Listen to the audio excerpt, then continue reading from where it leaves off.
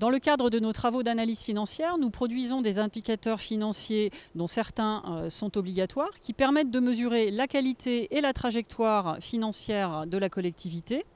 À titre d'exemple, je citerai l'épargne brute, qui est le solde de fonctionnement, recettes moins dépenses, qui s'est élevé à 581 millions d'euros en 2016 et 635 millions d'euros en 2017.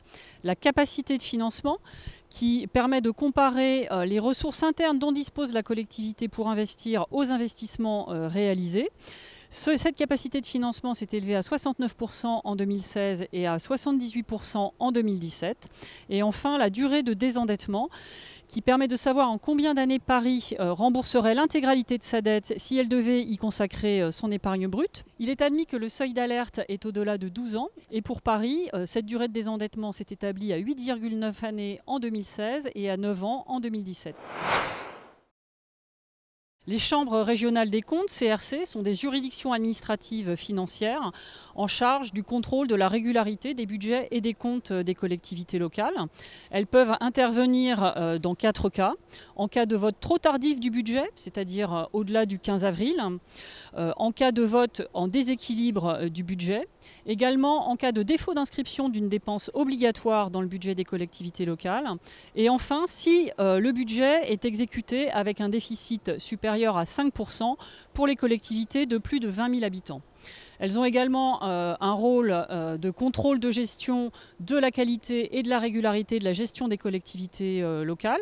Cette mission porte à la fois sur l'équilibre financier des opérations de gestion, mais aussi sur les moyens alloués à ces opérations de gestion et sur les résultats qui sont obtenus eu égard aux moyens qui ont été alloués.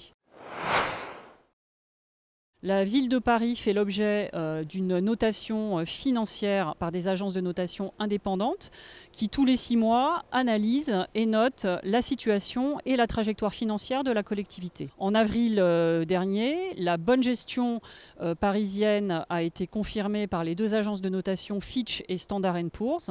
Paris a ainsi conservé sa note de AA, meilleure note possible pour une collectivité territoriale, puisque en France, les collectivités territoriales ne peuvent pas être mieux notées que l'État. Ces 2 agences de notation ont notamment souligné une stratégie financière claire, une gestion financière de qualité et une gestion prudente de la dette. Paris fait partie des collectivités qui sont engagées dans la démarche d'expérimentation de la certification des comptes, accompagnée par la Cour des comptes.